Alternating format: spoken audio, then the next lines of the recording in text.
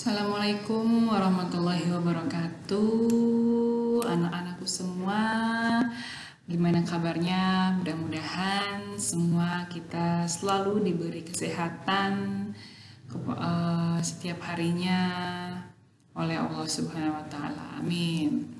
Oke, kita lanjut di pertemuan ketiga ini mengenai MK Psikologi Pendidikan, di mana di pertemuan ketiga ini kita akan membahas tentang sejarah, cakupan, dan metode psikologi pendidikan.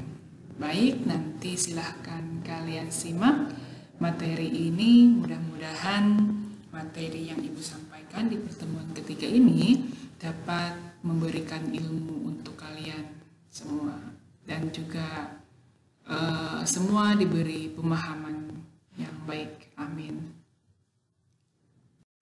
Di sini sedikit akan membahas tentang dimana sejarah singkat tentang psikologi pendidikan. Nah, konon katanya psikologi pendidikan ini pernah dilakukan secara ala kadarnya. Oleh siapa? Ada oleh beberapa para ahli seperti Boring dan Murphy pada tahun 1992 dan juga Barth pada tahun 1957. Nah, Herbert ini adalah seorang filosof dan pengarang kenamaan yaitu Herbartianisme, di mana mempunyai aliran pemikiran psikoanalisis yang berpengaruh besar terhadap pemikiran psikologi eksperimental. Nah, sejarah pendidikan, sejarah singkat tentang psikologi pendidikan ini biasanya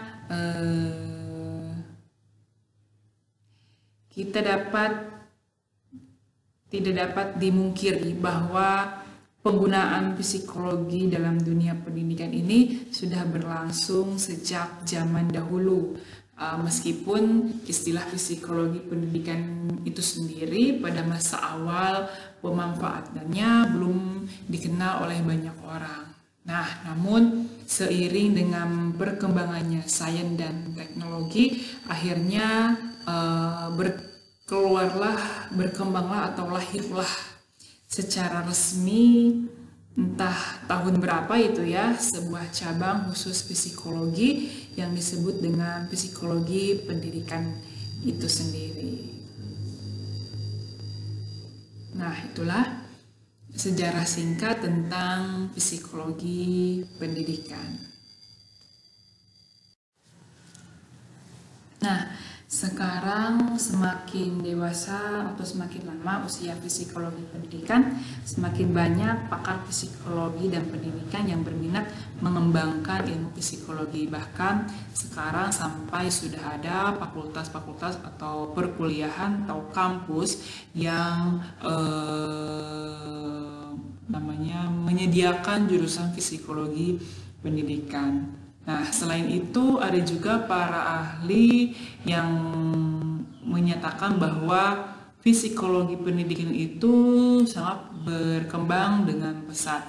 Nah, di mana para ahli ini ada 3 para ahli, di mana yaitu aliran humanisme dengan tokoh J.J. Rawlsius, Abraham Maslow, si Roger. Nah, ini juga menyatakan statement psikologi pendidikan berkembang sangat pesat. Yang kedua yaitu aliran behaviorisme dengan tokoh utama J.B. Watson, E.L. Thorndike, dan B.F. Skinner. Sama juga dia menyatakan bahwa psikologi pendidikan itu sangat pesat perkembangannya. Dan ketiga yaitu aliran psikologi kognitif, di mana dengan tokoh utama J. Piaget, Brunner, dan D. Ausubel, di mana beliau juga mengungkapkan bahwasannya psikologi pendidikan itu akan berkembang secara pesat. Nah, itulah nama-nama orang-orang yang berstatement bahwa perkembangan psikologi akan berkembang semakin pesat. Nah, selanjutnya yaitu setelah membahas tentang sejarah singkat psikologi pendidikan, ada di sini juga yang namanya cakupan psikologi pendidikan, di mana pada dasarnya psikologi pendidikan ini yaitu sebuah ilmu disiplin psikologi yang khususnya mempelajari, meneliti, dan membahas seluruh tingkah laku manusia yang terlibat dalam proses pendidikan yang meliputi tingkah belajar. Nah, yang melatih tingkah belajar itu siapa? Yaitu oleh siswa, sedangkan tingkah laku mengajar yaitu oleh guru, dan tingkah laku mengajar belajar yaitu oleh guru dan siswa yang saling berinteraksi. Nah, di mana cakupan psikologi pendidikan ini intinya mempersoalkan psikologis dalam psikologi pendidikan, tanpa mengabaikan persoalan psikologi guru terletak pada siswa. Jadi psikologi guru itu tergantung dalam siswa itu sendiri ketika di ruang belajar. Nah, pada hakikatnya pendidikan yaitu pelayanan yang khusus diperuntukkan bagi siswa. Ketika kita berbicara tentang konteksnya sebuah guru ya. Nah,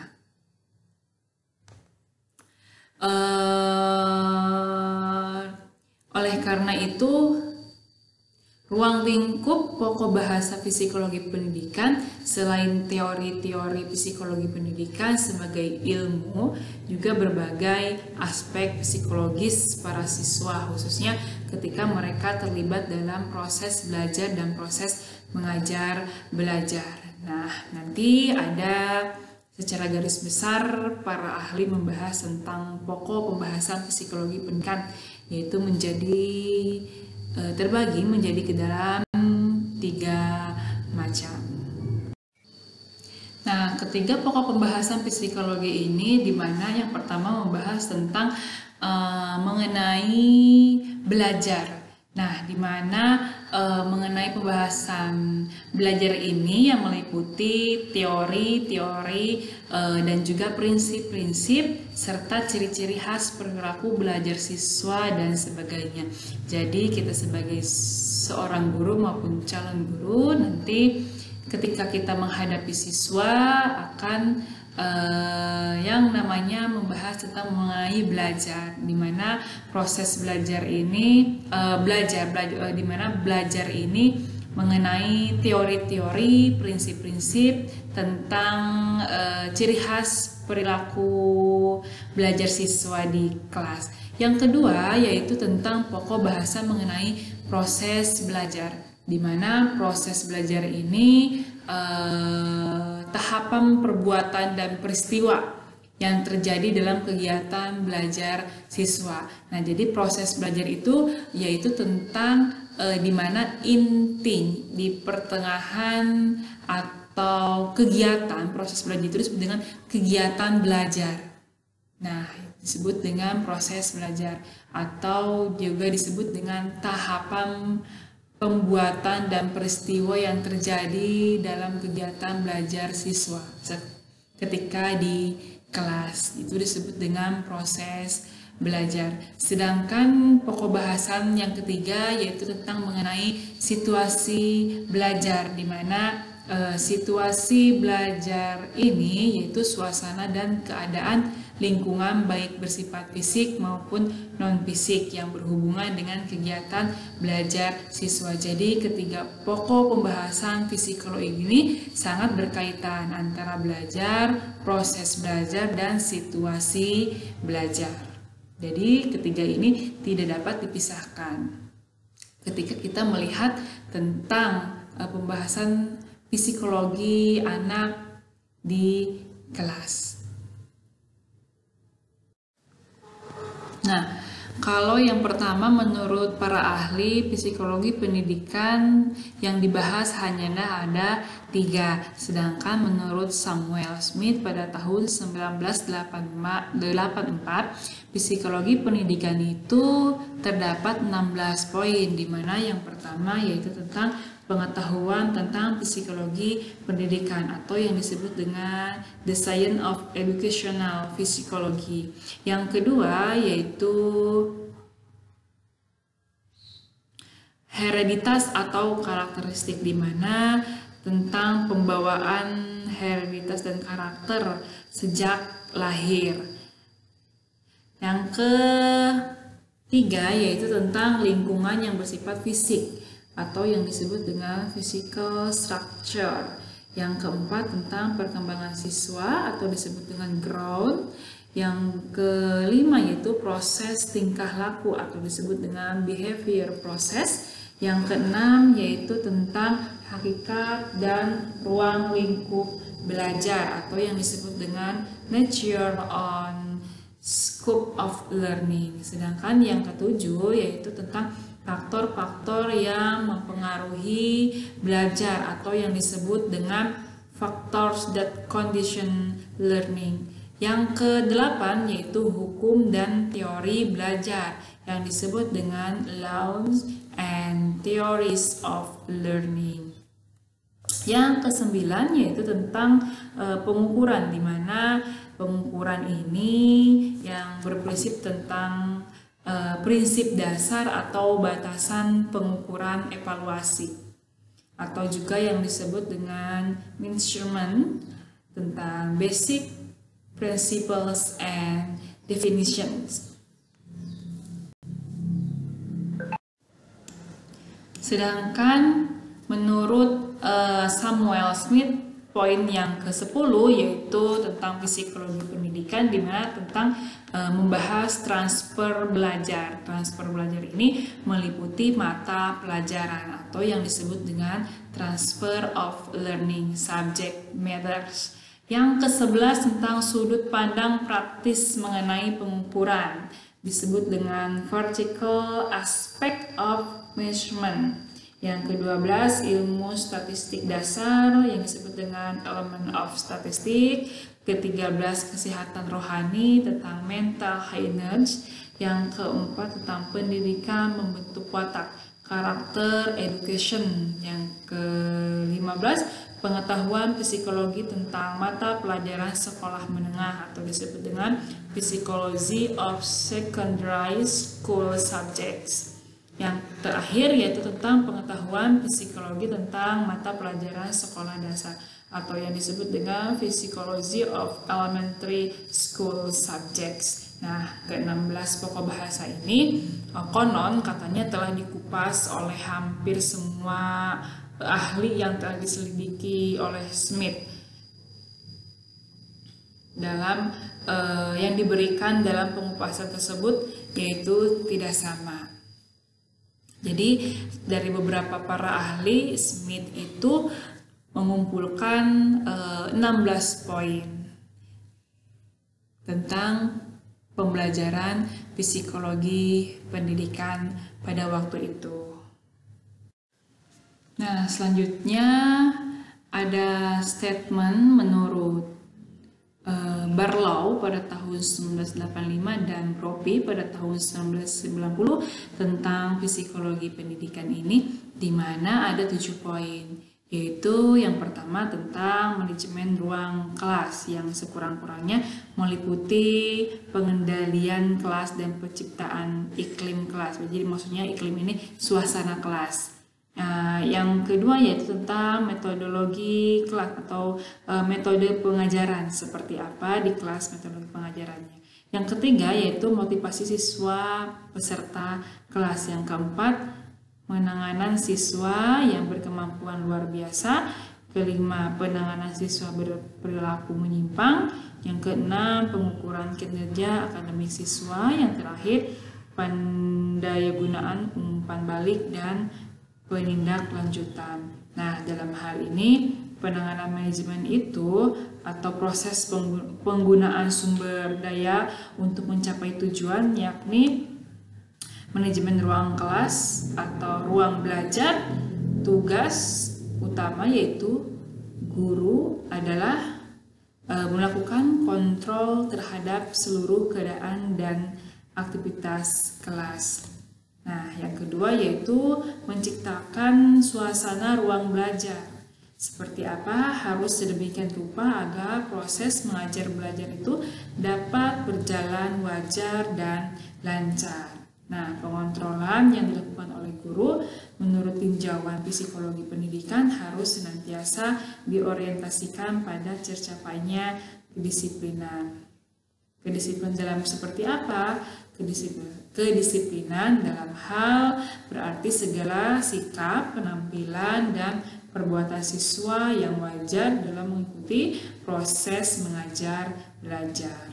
Nah, adapun untuk menciptakan suasana kelas, guru sangat diharapkan mampu menata lingkungan psikologis ruang belajar sehingga mengandung suasana atau perasaan yang memungkinkan para siswa mengikuti proses belajar dengan tenang dan bergairah. Jangan sampai belum juga proses belajar mengajar dilaksanakan, siswa sudah ketakutan melihat guru mata pelajaran aja sudah ketakutan. Nah, itu otomatis sudah menciptakan suasana kelas atau belajar yang tidak nyaman.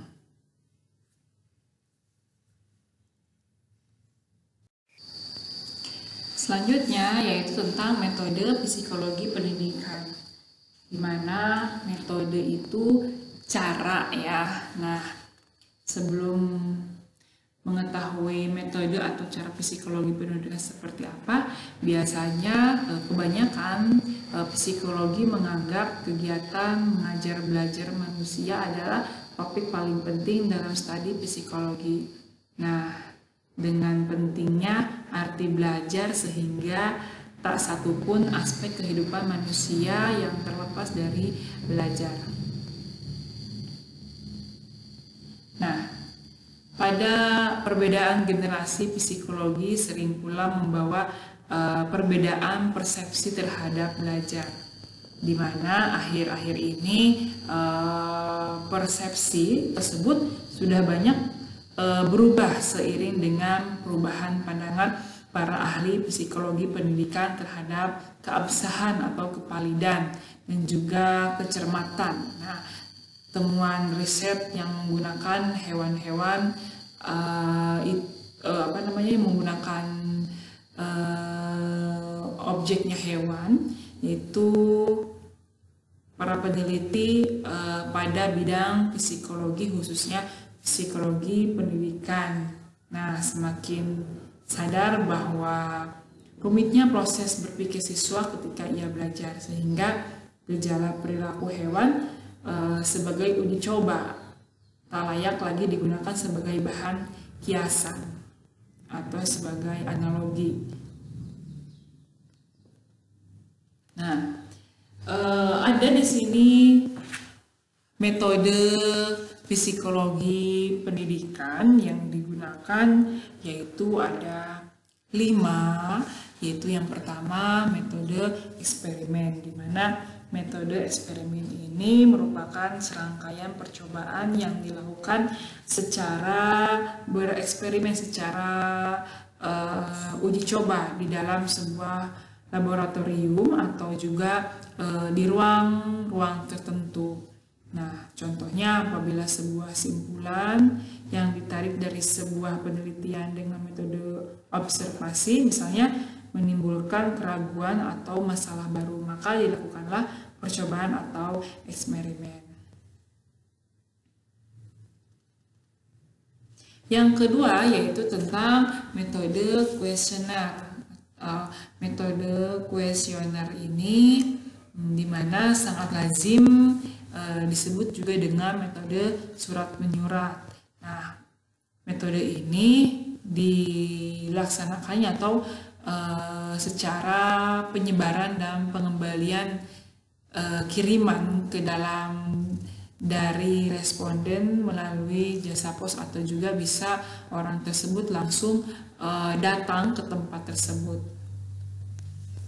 Nah,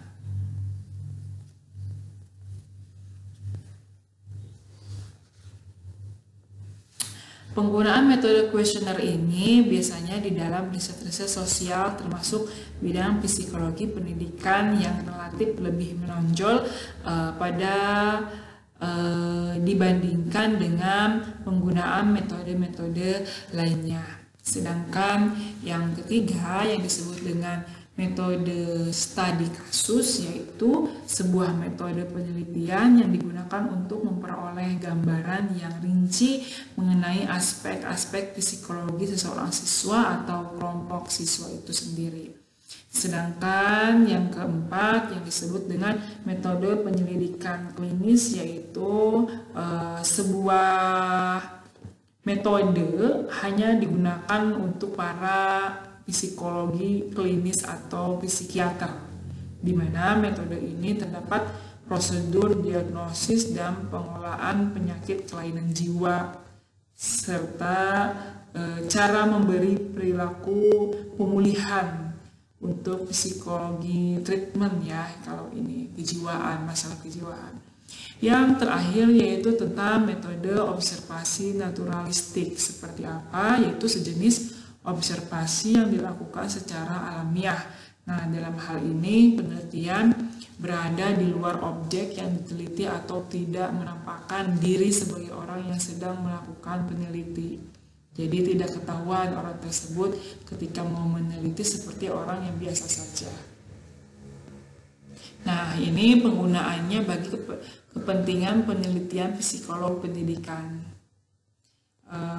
Seorang peneliti atau guru yang menjadi asistennya dapat mengaplikasikan metode observasi ilmiah ini lewat kegiatan pengajaran atau mengajar belajar di kelas. Itulah metode psikologi pendidikan, ada 5 yang sudah Ibu jelaskan. Nah, di materi ini tentang psikologi pendidikan ini, di mana kita sudah membahas tentang sedikit sejarah singkat tentang psikologi pendidikan, cakupan psikologi pendidikan, dan metode psikologi pendidikan, di mana menurut sejarah dulu konon katanya psikologi pendidikan itu dilakukan secara sembarangan atau asal-asalan saja. Namun seiring berjalannya waktu, seiring berjalannya tahun ke tahun, maka psikologi pendidikan itu sangat pesat berkembangnya. Sekarang bahkan banyak kampus-kampus yang sudah mengadakan jurusan tentang psikologi pendidikan. Nah, seterusnya juga tentang cakupan psikologi pendidikan menurut para ahli tadi ada 3 pendidikan yang mencakup menurut para ahli. Tidak disebutkan para ahlinya siapa. Pertama ada 3, yaitu tentang belajar, proses belajar, dan juga hasil belajar. Sedangkan menurut pakar ada yang 16 poin, menurut Brown 16 poin. Ada salah satunya yaitu tentang poin pertama membahas tentang psikologi pendidikan itu sendiri, yang salah satunya lebih rinci mempelajari tentang kejiwaan siswa, karakter siswa ya, 16 poin tersebut. Nah, sedangkan metode psikologi pendidikan ini, di dalam psikologi pendidikan ini metode ada 5 metode yang sudah kita tadi jelaskan ya. Di antaranya yaitu tentang